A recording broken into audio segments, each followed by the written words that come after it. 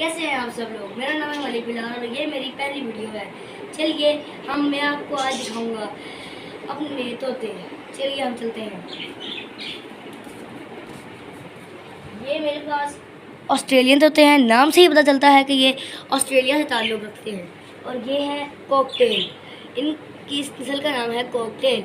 अब मैं इन दोनों तोतों के सिनेमैटिक सीन्स दिखाऊंगा। तो बिल्कुल क्रॉस बनाया, उसके बाद